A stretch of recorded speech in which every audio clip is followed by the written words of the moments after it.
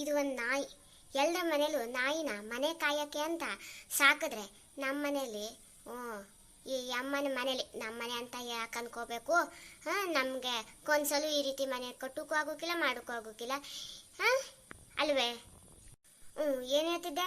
ಈ ನಾಯಿನ ಎಲ್ರು ಮನೆ ಕಾಯೋಕೆ ಅಂತ ಸಾಕ್ತಾವ್ರೆ. ನಮ್ಮ ಮನೇಲಿ ನೋಡಿದ್ರೆ ನಮ್ಮ ಮನೇಲಿರೋ ನಾಯಿನ ಸಾಕೋಕೆ ಅಂತ ಈ ನಾಯಿನ ಸಾಕಿದಂಗಿದೆ. ಅಯ್ಯ, ಎಲ್ಲರ ಮನೇಲೂ ನಾಯಿನ ಮನೆ ಹೊರಗಡೆ ಕಟ್ಟಾಕಿದ್ರೆ ಈ ಅಮ್ಮ ಮನೆ ಒಳಗಡೆ ಬೆಡ್ರೂಮ್ ಒಳಗಡೆ ತಗೊಂಡೋಗಿ ನಾಯಿ ಜೊತೆ ಜೀವನ ಮಾಡ್ತಾವಳೆ.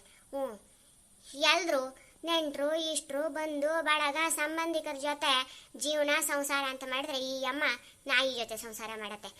ಈ ಅಮ್ಮ ಅವಳು ಹೊಟ್ಟೆಲಿ ಹುಟ್ಟಿದ 9 ತಿಂಗಳು ಕೂಸೈತಲ್ಲ, ಅದ್ರೂ ಇಷ್ಟು ಪ್ರೀತಿ ಮಾಡ್ತಾರ ಇಲ್ಲ ಗೊತ್ತಿಲ್ಲ. ಈ ನಾಯಿಗೆ 4 ಜನರಿಗೆ ಹೊಟ್ಟೆಗೆ ಹಾಕಕ್ಕೆ, ಹೊಟ್ಟೆ ಹೊರಿಯೋಕೆ ಬೇಕಾದಷ್ಟು ದುಡ್ಡು ಈ ನಾಯಿಗೆ ಒಂದಕ್ಕೆ ಬೇಕು ಅಂತೀನಿ ನಾನು ಈ ಮನೆಯಲ್ಲಿ. ಅಯ್ಯ, ಬೀದಿಲಿರೋ ನಾಯಿ ಆಗಿದ್ರೆ ಏನೋ ಅಳದ ಬಳದ ಇದ್ದಿದ್ದ ಅನ್ನನ ಹಾಕೊಂಡ್ರೆ ತಿನ್ಕೊಂಡು ಕೊಯ್ ಕೊಯ್ ಅಂತ ಮನೆ ಕಾಯ್ತಿತ್ತು. ಇವು ಅದೇನೋ ಬ್ರ್ಯಾಂಡೆಡ್ ನಾಯಿಗಳಂತೆ. ಇವಕ್ಕೆ ಮನುಷ್ಯರಿಗಿಂತನೂ ಜಾಸ್ತಿ ಇವಕ್ಕೆ ಬೇಕು ತಿನ್ನೋಕೆ ಉಣ್ಣೋಕೆ. ಅದೇನೋ ಮೈ ತೊಳೆಯೋಕ್ಕೂ ಸೋಪು, ಮೈ ಬಟ್ಟೆ ಒರ್ಸೋಕ್ಕೂ ಸೋಪು. ಅಯ್ಯ, ನಮಗೆ ಬಟ್ಟೆ ಒರ್ಸು ಟವೆಲ್ಲು ಅಲ್ಲ, ಮೈ ಒರ್ಸು ಟವೆಲ್ಲು ಒಂದಿದ್ರೆ 4 ಮಂದಿ ಉದ್ಕೊಂತೀವಿ. ಇವಕ್ಕೆ ಡೈಲಿ ಒಂದೊಂದು ಟವೆಲ್. ಏನು ಹೇಳೋದು ಅಂತೀನಿ. ಈ ಅಮ್ಮನ ಮನೇಲಿ ಅಡುಗೆ ಮಾಡೋಕ್ಕೊಬ್ರು, ಪಾತ್ರೆ ತೊಳೆಯೋಕ್ಕೊಬ್ರು, ನೆಲ ಒರೆಸೋಕ್ಕೊಬ್ರು, ಅದೇನೋ ಗಾರ್ಡನ್ ಮೇಂಟೈನ್ ಮಾಡೋಕ್ಕೂ ಒಬ್ರು, ಈ ನಾಯಿ ಮೇಂಟೈನ್ ಮಾಡೋಕ್ಕೂ ಒಬ್ಳನ್ನ ಇಟ್ಕೊಂಡವ್ರಲ್ಲಪ್ಪ. ನಮ್ಮ ಮನೇಲಿ ನಮ್ಮ ಹೊಟ್ಟೆ ಹೊರ್ಕೊಂಡು ಅಡುಗೆ ಮಾಡ್ಕೊಂಡು ತಿನ್ಕೊಂಡು ಹೋಗ್ದೇ ಜೀವನ ಮಾಡೋಕೆ ಆಗೋಕಿಲ್ಲ ಅಂತೀವಿ ನಾವು. ದುಡ್ಡು ಎಲ್ಲಿಂದ ಬರ್ತೀವಿ ಮಾಡಲಿ ಅಂತೀವಿ. ಈ ಅಮ್ಮ ಎಲ್ಲಿಂದ ದುಡ್ಡು ಮಾಡ್ತದೋ? ಇದೇನಲ್ಲ ಶ್ರೀಕಾಂತಪ್ಪ, ದೊಡ್ಡ ಜನರ ಬುಟ್ಟಿಗೆ ಹಾಕೊಂಡವಳೆ ಮೇಂಟೈನ್ ಮಾಡ್ತಾವಳೆ. ನಮಗೆ ನಮ್ಮ ಹೊಟ್ಟೆ ಹೊರದಿದೆ ಅಂತ ಸಾಕು, ಖುಷಿ ಪಡ್ಬೇಕು ಅಷ್ಟೇ. ಅಲ್ಲ, ಈ ಅಪ್ಪನತ್ರ ಹೆಂಗೆ ಬಾಯಿ ಬಿಡಿಸೋದು ಅಂತಲೇ ಗೊತ್ತಾಯ್ತಾ ಇಲ್ವೇ? ಯಾವ ಹಾಸ್ಪಿಟ್ಲಿಗೆ ತಗೊಂಡೋಗಿದ್ದ ಈ ಜಯಮಲಾ ಮೇಡಮಿಗೆ? ಏನಾಯಿತು? ಇರಿ ನೋಡೋಣ. ಅದೇನೋ ಖಾನ ಪೀನ ಬೇಕು ಅಂತವನಲ್ಲ, ಅದೇನಾದರೂ ಒಂದು ಮಾಡಿ ದಬಾಕ್ತೀನಿ. ಹೋಗ್ಬಿಟ್ಟು ನೈಸಾಗಿ ಕೇಳ್ಕೊಂಡು ಗಂಗಾ ಮೇಡಮ್ಗೆ ಹೇಳಿದ್ರೆ ಆಯಿತು. ವರದಿ ಒಪ್ಪಿಸ್ಬಿಟ್ಟು ಆ ಮೆಗ್ಗಿಗೆ ಏನು ಹೊಟ್ಟಿಗೆ ಬೇಕು ಅಂತ ನೋಡೋಕೆ ಹೋಗ್ಬೇಕಾಯ್ತು. ಈ ಜಯಮಲಾ ಮೇಡಮ್ ಇದ್ರೂ ಒಂದೇ ಬಿಟ್ರು ಒಂದೇ. ಅಮ್ಮನ ಆ ಮಗಿನ ನಾವೇ ನೋಡ್ಕೊಬೇಕು. ಏನು ಆ ಮಗಿನಿಗಾದ್ರೂ ಒಳ್ಳೆ ಬುದ್ಧಿ ಬಂದು ಆ ಯಪ್ಪನ ಜೊತೆನೇ ಹೋದ್ರೆ ಸಾಕಿತ್ತು. ಈ ಅಮ್ಮನ ಜೊತೆ ಇದ್ದುಬಿಟ್ರೆ ಇದೇ ಕಂತ್ರಿ ಬುದ್ಧಿನೇ ಕಲಿತದೆ, ಕಂಡವ್ರ ಮನೆ ಹಾಳು ಮಾಡೋ ಬುದ್ಧಿ. ಅಯ್ಯೋ, ಎನ್ನೇ ಹೇಳಬೇಕು. ನೆಗಡಿ ಯಾಕೆ ಕಮ್ಮಿ ಆಗಂಗೆ ಕಾಣಿಸ್ತಾ ಇಲ್ಲಪ್ಪ. ನಾಯಿ ಮರಿ ತಿಂಡಿ ಬೇಕೆ, ನಾಯಿ ಮರಿ ತಿಂಡಿ ಬೇಕೆ, ತಿಂಡಿ ಬೇಕು, ತಿನ್ನಬೇಕು, ಎಲ್ಲ ಬೇಕು. ತಿಂಡಿ ತಿಂದು ನೀನು ಏನು ಮಾಡುವೆ? ತಿಂಡಿ ತಿಂದು ಗಟ್ಟಿಯಾಗಿ ಮನೆಯ ಕಾಯುವೆ. ಮನೆಗೆ ಕಳ್ಳ ಬಂದರೇನು ಮಾಡುವೆ? ಎಂದು ಕೂಗಿ ಕರೆಯುವೆ. ನೀ ಕೂಗಿ ಕರೆದು ಬಿಟ್ರೆ ಆ ಜಯಮಲಾ ಮೇಡಮ್ ಇವತ್ತು ಹೇಳಲ್ಲ ಬಿಡು.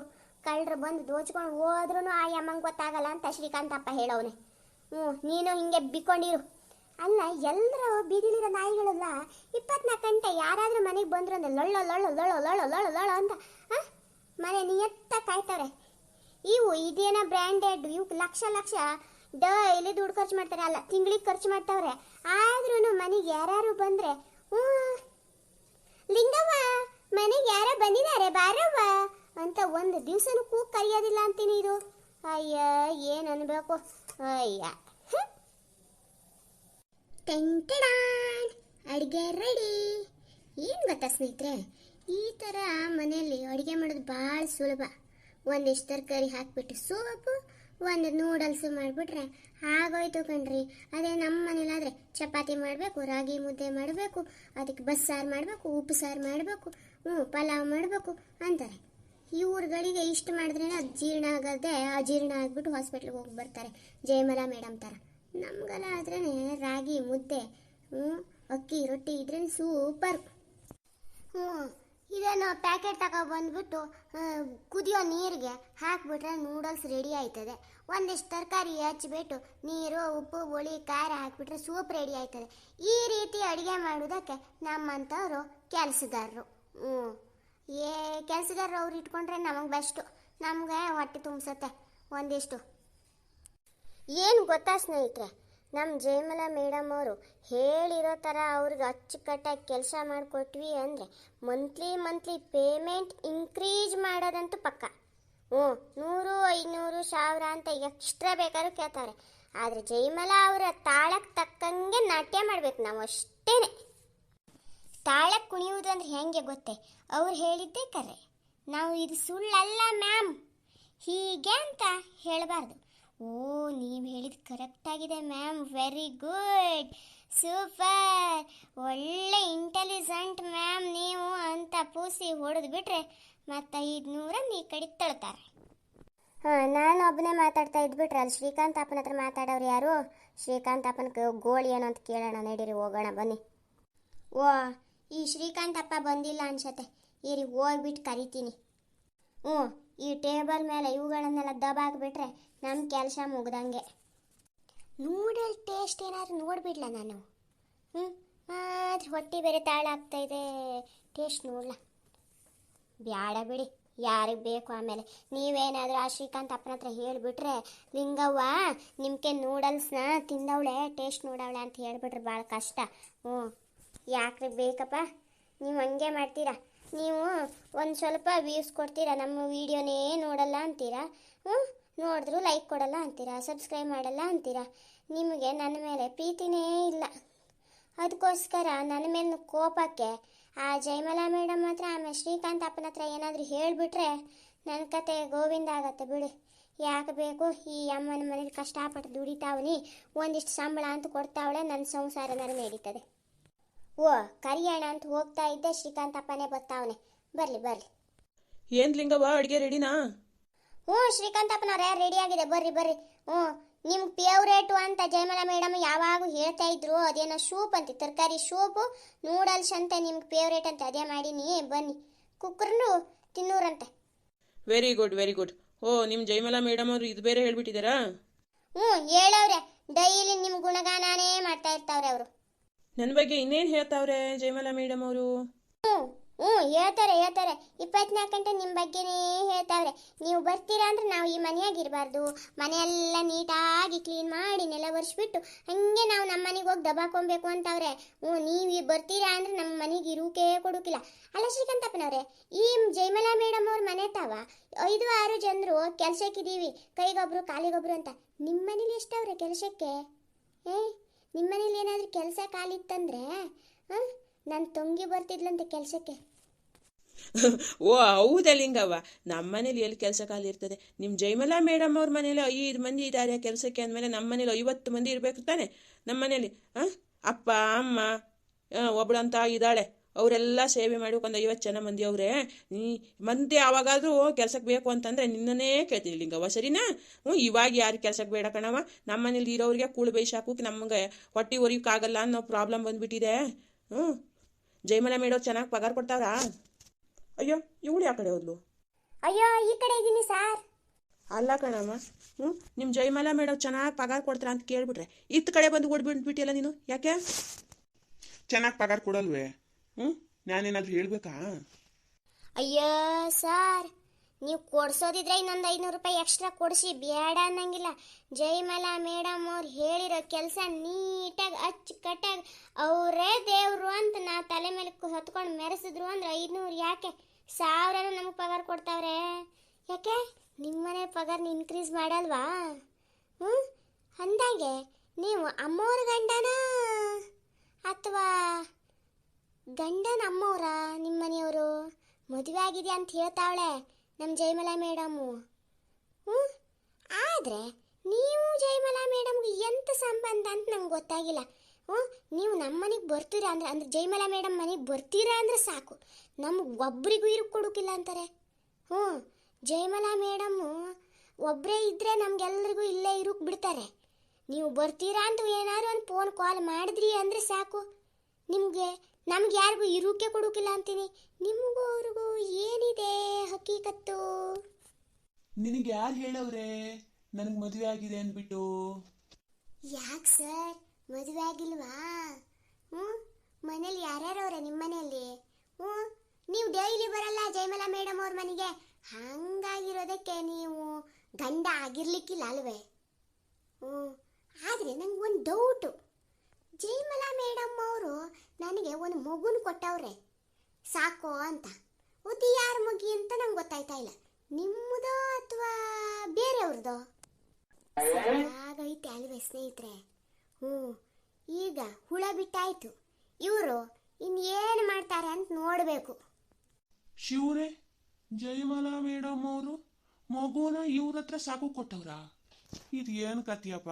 ಅಲ್ಲ, ಆ ಕಡೆ ನೋಡಿದ್ರೆ ಪ್ರೆಗ್ನೆಂಟ್ ಅಂತ ನಾಟಕ, ಈ ಕಡೆ ನೋಡಿದ್ರೆ ಲಿಂಗವ್ವ ಹೇಳ್ತವಳೆ ನನಗೆ ಮಗುನ ಸಾಕಕ್ಕೆ ಕೊಟ್ಟವಳೆ ಅಂತ. ಅಲ್ಲ, ಈಕಿಗೆ ಮನೇಲೇನೋ ಮದುವೆ ಮಾಡಿದ್ರಂತೆ, ಇಷ್ಟ ಇರಲಿಲ್ಲ ಅಂತ ಬೋರ್ಡ್ ಬಂದಿದ್ದೀನಿ ಅಂತ ಅವಳೆ. ಆ ಗಂಡನ ಜೊತೆ ಸಂಸಾರನೇ ಮಾಡಿಲ್ಲ ಅಂತ ನನಗೆ ಹೇಳವಳೆ. ಇದು ಏನು ಕತೆ ಅಂತಲೇ ಗೊತ್ತಾಯ್ತಲ್ವಪ್ಪ? ಎಲ್ಲ ಕನ್ಫ್ಯೂಸು. ಆ ಡಾಕ್ಟ್ರಿ ಅಪ್ಪ ನೋಡಿದ್ರೆ ಪ್ರೆಗ್ನೆಂಟು ಆಕೆ ಇನ್ನೊಂದು 3 ತಿಂಗಳದೊಳಗೆ ನೀ ತಂದೆ ಆಗ್ತೀನಿ ಅಂತ ಹೇಳ್ತಾವ್ರೆ. ಈಕೆ ನೋಡ್ರೆ ಆಲ್ರೆಡಿ ಒಂದು ಮಗುನ ನನ್ನ ಹತ್ರ ಸಾಕು ಕೊಟ್ಟವಳೆ ಅಂತ ಹೇಳ್ತಾಳೆ. ಏನು ವಿಷಯ ಅಂತಲೇ ಗೊತ್ತಾಯ್ತಾ ಇಲ್ವಲ್ಲಪ್ಪ? ಲಿಂಗವ್ವ, ಇಲ್ಲಿ ಸ್ವಲ್ಪ ಬಾ. ಯಾಕೆ ಸರ್, ಏನಾಯ್ತು? ಕೋಪ ಮಾಡ್ಕೊಂಡಿದ್ದೀರಾ? ಕೋಪ ಏನು ಮಾಡ್ಕೊಂಡಿಲ್ಲ. ನೀನು ಏನೋ ಮಗಿ ವಿಷಯ ಹೇಳಿದ್ಯಲ್ಲ, ಜಯಮಾಲಾ ಮೇಡಮ್ ಮಗು ಸಾಕಕ್ಕೆ ಕೊಟ್ಟಿದ್ದಾರೆ ಅಂತ. ಅದು ಏನು ವಿಷಯ ಅಂತ ಹೇಳು. ಅಯ್ಯ ಸರ್, ಮಗು ಅಂತನ್ನ?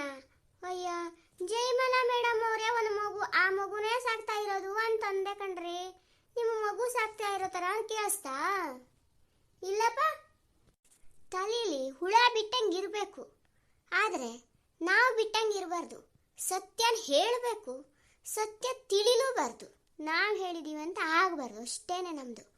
ಹುಳ ಬಿಟ್ಟೀವಿ, ಸರಿಯಾಗಿ ತಿನ್ನತ್ತೆ ಬಿಡಿ ತಲೆನ. ಎಲ್ಲ ಈ ಅಮ್ಮ ಭಾರಿ ಚಾಲಾಕಿ ಇದ್ದಾಳಲ್ಲಪ್ಪ. ಇರ್ಲಿ, ಜಯಮಾಲಾ ಮೇಡಮ್ ಬಗ್ಗೆ ಇದೊಂದು ವಿಷಯ ಗೊತ್ತಾದಂಗೆ ಆಯ್ತು. ಇರ್ರಿ. ಲಿಂಗವ್ವ, ಹೇಳಿ ಅಪ್ಪ. ನಿಮ್ಮ ಮೇಡಮ್ ಮನೆಗೆ ನನ್ನ ಬಿಟ್ಟು ಇನ್ಯಾರು ಬರ್ತಾರಾ? ನಾನು ಮಾತ್ರ ಬರೋದಾ? ಅಂದರೆ ಇನ್ಯಾರಾದ್ರೂ ಗಂಡಸರು, ಅಲ್ಲ ಹೆಣ್ಣು ಮಕ್ಕಳು ಫ್ರೆಂಡ್ಸು ಬರೋದು ಓಕೆ, ನನ್ನ ಬಿಟ್ಟು ಈ ರೀತಿ ಒಂಟಿ ಗಂಡಸು ಯಾರಾದರೂ ಬರ್ತಾರಾ? ಅಯ್ಯೋ ಇಲ್ಲ ಸರ್, ನಾವು ಬೆಳಿಗ್ಗೆ ಬಂದು ಊಟ ತಿಂಡಿ ಹಾಕ್ಕೊಟ್ಬಿಟ್ಟು ಮಧ್ಯಾಹ್ನ ಸಾಯಂಕಾಲದ ಹೊತ್ತಿಗೆ ಆ ಮಗಿನ ಎತ್ತಾಕೊಂಡು ಹೋಗ್ತೀವಿ. ಅಲ್ಲ ಸಾರಿ, ಮಗುನ ಸೇವೆ ಮಾಡಿಬಿಟ್ಟು, ಅಂದರೆ ಜಯಮಾಲಾ ಮೇಡಮ್ ಅವ್ರು ಸೇವೆ ಮಾಡಿಬಿಟ್ಟು ಹಂಗೆ ಹೋಯ್ತೀವಿ. ರಾತ್ರಿ ಯಾರು ಬರ್ತಾರೆ ಯಾರು ಹೋಯ್ತಾರೆ ಅಂತ ನಾವು ನೋಡೋಕಾಯ್ತದ? ನಮ್ಮ ಮನೆಗೆ ಗಂಡ ಸಂಸಾರ ಮಕ್ಕಳು ಅಂತ ಅವರೇ, ಗಂಡನ ಜೊತೆ ನಾವು ಇರೋದು ಬೇಡವೆ? ಬೇರೆಯವ್ರಿಗೆಲ್ಲನೂ ಅವ್ರಿಗೆ ಕೊಟ್ಕೊಂಡು ಹೆಂಡತಿ ಇಷ್ಟ ಇಲ್ಲದೆ ಇದ್ರೂ ಬೇರೆಯವ್ರು ಸಿಗ್ತಾರೆ. ಆದರೆ ನಮ್ಗೆ ಹಾಗಲ್ಲ ಬಿಡಿ. ನಮ್ಗೆ ಕೊಟ್ಕೊಂಡು ಗಂಡನೇ ದೇವರು, ಗಂಡಂಗೆ ಹೆಂಡ್ತಿನೇ ದೇವರು ಅಂತ ಚೆನ್ನಾಗಿ ಬಾಳ್ವೆ ಮಾಡಬೇಕು ಅಲ್ಲ ಕಣ್ರ? ಅದಕ್ಕೆ ನಾವು ಮುಸ್ಸಂಜೆ ಆಗೋದ್ರೊಳಗಡೆ ಗಂಡನ ಸೇವೆಗೆ ಹೋಗ್ತೀವಪ್ಪ. ಎಲ್ಲ ಹಗಲಿಗೆ ಬೇಕಿದ್ರೆ ಎಷ್ಟು ದುಡ್ಡು ಕೊಟ್ರು ಕೆಲಸ ಮಾಡ್ತೀವಿ, ಎಷ್ಟು ಹೇಳಿದ್ರು ಕೆಲಸ ಮಾಡ್ತೀವಿ. ನೈಟ್ ಡ್ಯೂಟಿ ಎಲ್ಲ ನಾವು ಬೇರೆಯವ್ರ ಮನೇಲಿ ಮಾಡೋದಿಲ್ಲಪ್ಪ, ನಮ್ಮ ಮನೇಲೇ ನಾವು ಮಾಡ್ಕೊತೀವಿ ನೈಟ್ ಡ್ಯೂಟಿನ. ಎಲ್ಲ ಇವಳು ನಮ್ಮ ಕಾಲು ಎಳೆಯೋ ಥರ ಆಗ್ಬಿಟ್ಲಲ್ಲಪ್ಪ. ಲಿಂಗವ್ವ, ನಾನು ಹೇಳಿರೋದು ಏನು, ನೀನು ಹೇಳ್ತಾ ಇರೋದು ಏನು? ಏನಪ್ಪ ಇವಾಗ ಈ ಮನೆಗೆ ಯಾರು ಬರ್ತಾರೆ ಯಾರು ಹೋಗ್ತಾರೆ ಅಂತ ನಿನಗೆ ಗೊತ್ತಿಲ್ಲ. ನೀನು ನೈಟ್ ಡ್ಯೂಟಿ ಮಾಡಲ್ಲ ಅಷ್ಟೇ ತಾನೇ? ಆಯಿತು ಬಿಡು ಕಣವ. ನನಗೆ ಗೊತ್ತುಂಟು. ನಾನು ಹೇಳಬೇಕು ಅಂದರೆ ನೀವು ಇವತ್ತು ಜಯಮಾಲಾ ಮೇಡಮ್ಗೆ ಏನಾಯಿತು, ಯಾವ ಹಾಸ್ಪಿಟ್ಲಿಗೆ ತಗೊಂಡು ಹೋಗಿದ್ರಿ, ಯಾವ ಡಾಕ್ಟ್ರ್ ಹತ್ರ ಟ್ರೀಟ್ಮೆಂಟ್ ಕೊಟ್ರಿ ಅಂತ ಎಲ್ಲ ನನಗೆ ಹೇಳಿದ್ರೆ ನಾನು ಜಯಮಾಲಾ ಮೇಡಮ್ ಬಗ್ಗೆ ಹೇಳ್ಬೋದು. ಈ ಡೀಲ್ಗೆ ನೀವು ಓಕೆ ಅಂದರೆ ನಿಮ್ಮ ಡೀಲ್ಗೆ ನಾನು ಓಕೆ.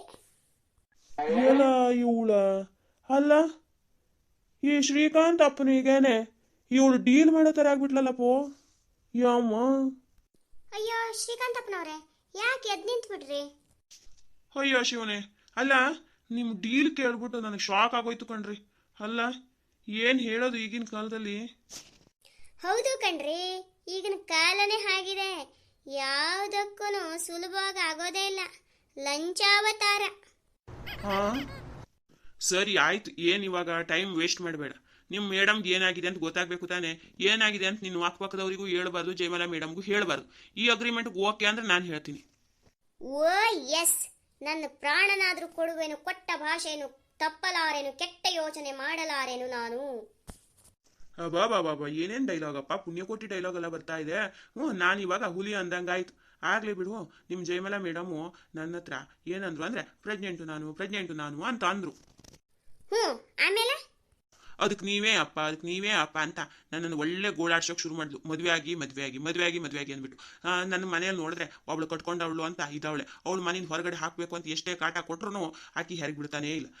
ಈ ಮಧ್ಯೆ ಜಯಮಲಾ ಮೇಡಮ್ ಅವ್ರು ನಾ ಪ್ರೆಗ್ನೆಂಟು ನನಗೆ ಸಮಾಜ ಏನು ಅನ್ನತ್ತೆ, ನನ್ನ ತಾಳಿ ಕಟ್ಟದೆ ಹೋದ್ರೆ ನನ್ನನ್ನು ಗಂಡ ಇಲ್ಲದೆ ಇದು ಮಗು ಹುಟ್ಟಿದ್ಯಾ ಅಂತ ಅನ್ನತ್ತೆ, ನನ್ನ ಮಗುನ ಕೀಳಾಗಿ ನೋಡತ್ತೆ ಅಂದ್ಬಿಟ್ಟು ಬ್ಲ್ಯಾಕ್ ಮೇಲ್ ಮಾಡೋಕೆ ಶುರು ಮಾಡಿದ್ಲು. ಮಗುನ ತೆಗ್ಸೋಣ ಅಂತಂದ್ರೆ ಬೇಡ, ನಾ ತೆಗ್ಸೋದೇ ಇಲ್ಲ, ಬಿಲ್ಲು ಕುಲ್ ಅನ್ನೋಕೆ ಶುರು ಮಾಡಿದ್ಲು. ಅದಕ್ಕೋಸ್ಕರ ಅವಳು ಕಾಫಿ ಕುಡಿಯೋದ್ರೊಳಗಡೆ ಒಂದು ನಿದ್ರಿ ಮತ್ತೆ ಹಾಕ್ಬಿಟ್ಟು ಹಾಸ್ಪಿಟ್ಲಿಗೆ ತಗೊಂಡು ಹೋದೆ. ಅದು ತಗೊಂಡು ಹೋಗಿ ಡಾಕ್ಟರ್ ತಾಬಾ ಅಂದ್ರೆ ಈಕೆ ಪ್ರೆಗ್ನೆಂಟ್, ಇನ್ನು 3 ತಿಂಗಳೊಳಗೆ ನೀವು ತಂದೆ ಆಗ್ತಿದ್ದೀರಾ, ಇದೇನು ತೆಗ್ಸೋಕ್ಕಾಗೋಕಿಲ್ಲ ಅಂತ ನನ್ನ ತಲೆ ಮೇಲೆ ಚಪ್ಪಲಿ ಕಲ್ಲು ಹೇಳಿದ್ರು.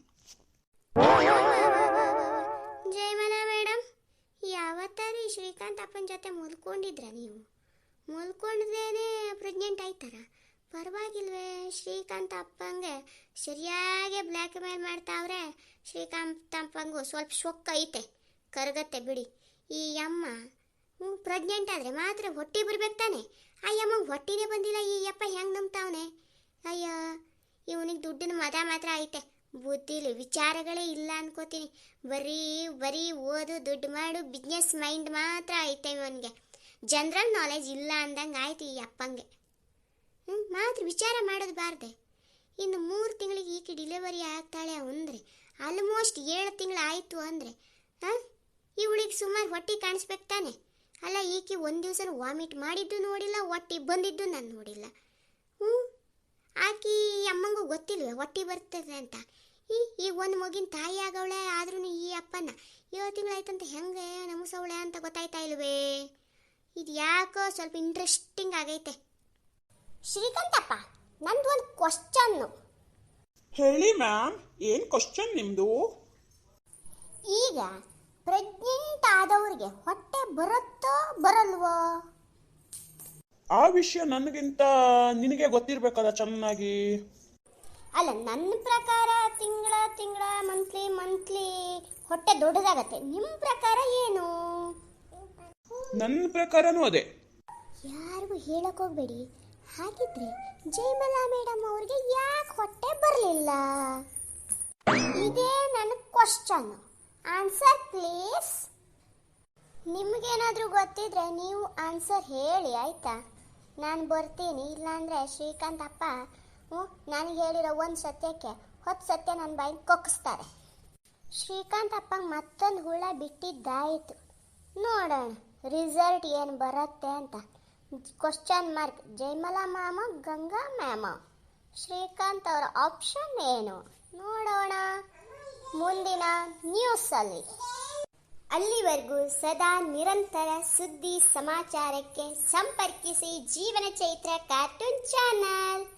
ಬಾಯ್. ಇದೇನಿದು ಸ್ನೇಹಿತರೆ?